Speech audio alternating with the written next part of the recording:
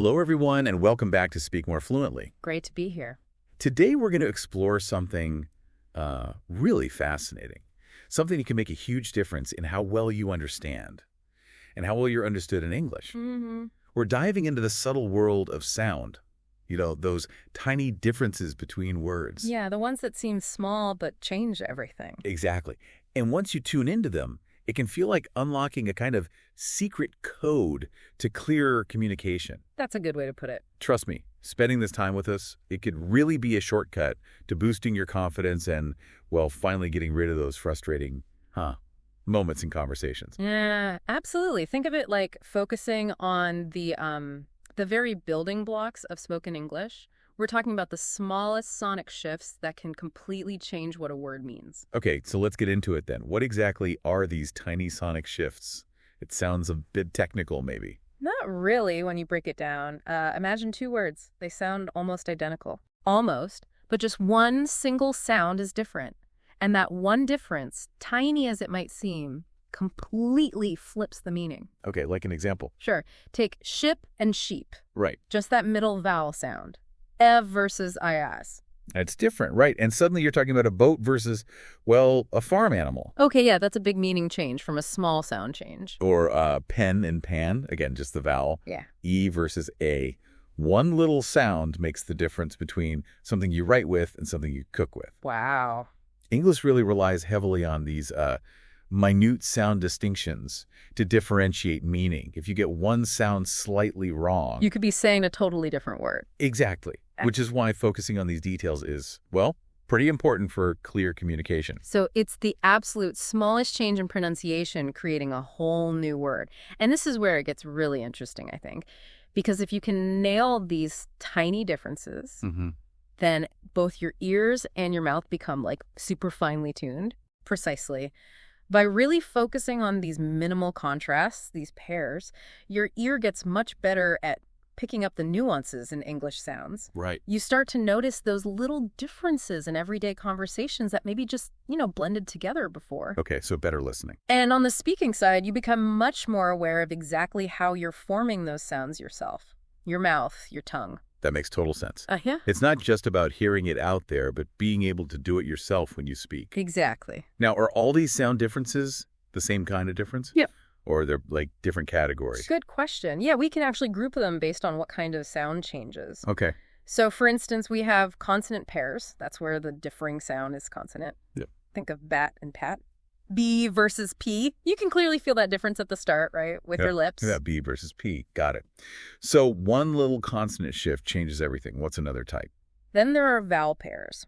Here, the vowel sound in the middle usually is the key difference. Okay, like ship and sheep we mentioned. Exactly. Or another common one is bit and beat. Then versus IZ again. It's a subtle change, maybe in the lengths, the tongue position, but it changes the whole word. Right, and those can definitely be tricky for learners sometimes. Those vowels feel so similar. They can be, yeah. Requires careful listening. And is there a third type? You said group them. Yes. The last main category involves whether your vocal cords vibrate when you make the sound. We call these voiced and voiceless pairs. Voiced and voiceless. Okay. Example. A classic one is fan and van. Yeah. F versus V. Fan, van. Try putting your fingers on your throat when you say van, V-V-V. You should feel a buzz. Yeah, I do. Now try fan, vef. That vibration is much weaker or maybe absent altogether. Oh, wow, yeah, it's gone. Think of it like a motor. Yeah. Van has the engine vibrating your vocal cords. Fan has the engine switched off, just air. That's a great way to think about it. Yeah. Okay, so we've got consonants, vowels, and this vibration thing, voicing. Now this is the big question. Why should someone listening, someone who wants to speak more fluently, spend their precious learning time on these tiny, tiny distinctions? What's the real payoff? The payoff is pretty significant, actually. Several things. First off, as we touched on, your listening accuracy gets a major boost. How so? Well, when you actively train your ear to distinguish between sounds in these minimal pairs, you just start to catch those subtle differences in spoken English much more easily. Things you might have missed before. Like fine-tuning your radio. Exactly like that. Fine-tuning your auditory system specifically for English. So you'll be less likely to mishear things. That would be a huge relief for so many learners, I bet. Definitely. Fewer misunderstandings. And secondly, your own pronunciation will become clearer. Right, the speaking part. Yeah. By consciously working on making these contrasting sounds correctly, you gain better control over your mouth, tongue, vocal cords, everything involved. And that means? It means you'll be understood more easily, which, as you can imagine, does wonders for your confidence when speaking. Oh, absolutely. Confidence is key. Think of it this way. Mastering ship versus sheep isn't just about sounding, correct. It's about making sure your listener knows if you're talking about a boat or an animal. Yeah, that's pretty fundamental. That precision is key to moving towards more natural pronunciation and avoiding those awkward, wait, what did you say? Moments. And when you know you're being understood, you're just much more likely to speak freely, aren't you? Absolutely. And this practice can also contribute to what many learners aim for, which is a more natural sounding accent. Accent reduction. Well, or just moving closer to native-like pronunciation. By focusing on and refining those specific sound distinctions that might be tricky because of your first language, you can gradually adjust. Okay, so we're sold on the why. Better listening, clearer speaking, more confidence, more natural sound. Now, how do you actually start working with these minimal pairs? Where do you even begin? There's so many words. Yeah, it can seem overwhelming. But a really effective way to start is to identify the sounds that you personally find challenging. Okay, personalize it. Exactly. Maybe you consistently have trouble hearing the difference between two sounds, like NIPS. Or perhaps, you struggle to pronounce a certain sound clearly, like the. So how do you find those problem sounds? Well, there are listening tests online you could try, or even just recording yourself speaking some common words or sentences and listening back carefully. You might notice patterns. Pay attention to where you stumble or what sounds may be off. Right. Target your own specific areas for improvement first. Okay. Once you have an idea of your trickier sounds, it's usually best to begin with some of the more common minimal pairs. The high-frequency ones. Yeah, the ones that use words you hear and probably use quite frequently. Pairs like sit and seat, for example, they come up in everyday conversation all the time. Right. Start simple and practical. Absolutely. And whenever possible, try to choose minimal pairs that involve words that are relevant to your own life and interests. Make it meaningful. Yes. So, for instance, if you're really into cooking, focusing on the difference between pen and pan might be more engaging and maybe easier to remember because you actually use those words in a context that matters to you. Right. Connected to your world. Yeah.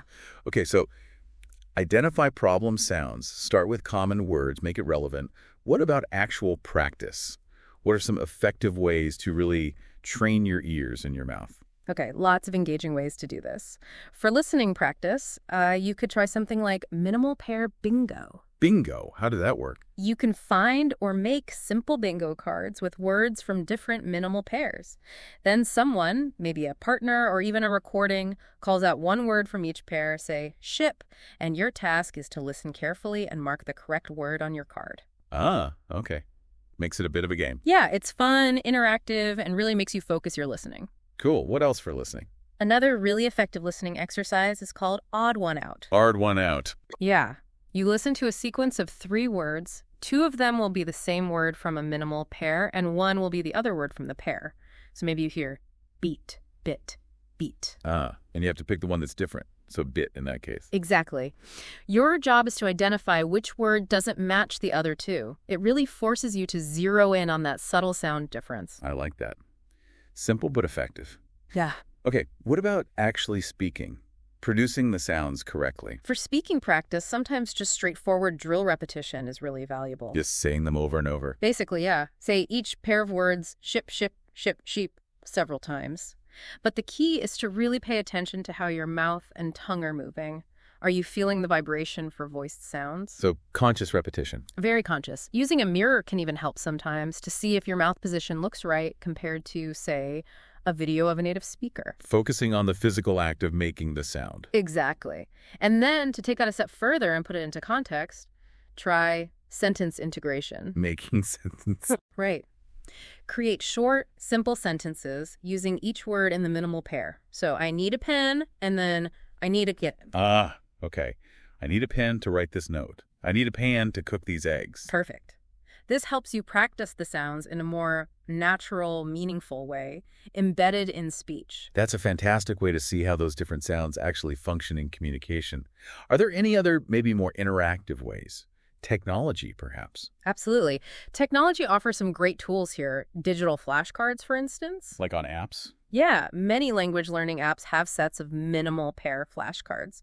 You might hear the audio of one word say van, and then you have to choose the correct written word from fan or van. Okay, quick recall practice. Or there are picture matching exercises. You see two pictures, maybe one of a fan and one of a van. You hear the word and click the right picture. Exactly. Select the picture that matches the audio. It connects the sound to the meaning visually. Sounds like technology makes this quite convenient. It really does. And there are even dedicated pronunciation apps now that use artificial intelligence. AI for pronunciation. Yeah. Apps like ESLSA Speak or SpeechAce, for example. Yeah. They can actually analyze your pronunciation of minimal pairs and give you specific feedback on whether you're making the sounds correctly. Well, instant feedback. That seems like a game changer. It can be, yeah. Very targeted practice. What if you prefer something simpler? Well, there are lots of online quizzes available, too. Websites like English Club often have exercises where you listen and choose the word you heard, testing your discrimination skills. Okay, quizzes are always good for self-testing. And we talked about recording yourself earlier. Right, with your phone. Absolutely. That's still a really good technique. Use your phone's voice memo app. Record yourself saying the minimal pairs or sentences with them. Then, crucially, compare it to a recording of a native speaker saying the same words. Listen back to back. Yeah, you can often hear the differences much more clearly when you listen back objectively. You become your own detective, in a way. I like that. Being your own sound detective. What else can people do to really monitor their progress and see if they're actually improving? Keeping an error log can be really beneficial. Like a pronunciation diary. Sort of, yeah. Just make a quick note of the minimal pairs you find difficult. Maybe jot down when you practice them and whether you felt you made fewer mistakes over time. It helps you see patterns and track improvement. Okay, keeping track. Also, don't underestimate practicing with a language partner if you have one. Peer feedback. Exactly. You can listen to each other and give honest, gentle feedback on pronunciation. Hearing it from someone else can be very insightful. That's a great idea. Get another pair of ears involved. And finally, maybe set up regular self-assessments. Every couple of weeks, perhaps, specifically test yourself on the key minimal pairs you've been working on. See how far you've come and pinpoint any areas that still need more attention. Right, so it's this cycle. Identify, practicing them different ways, get feedback, check in with yourself, and repeat. Exactly. It's an ongoing process. Okay, what about for those listeners who feel they've got the basics down but really want to refine their pronunciation even further? Are there any more advanced techniques? Definitely. For more advanced learners, something called contrastive stress is really effective. Contrastive stress, what's that? This involves practicing minimal pairs within longer sentences, but you deliberately emphasize, you stress the word containing the specific sound you're focusing on. Can you give an example? Sure. Let's take live and leave.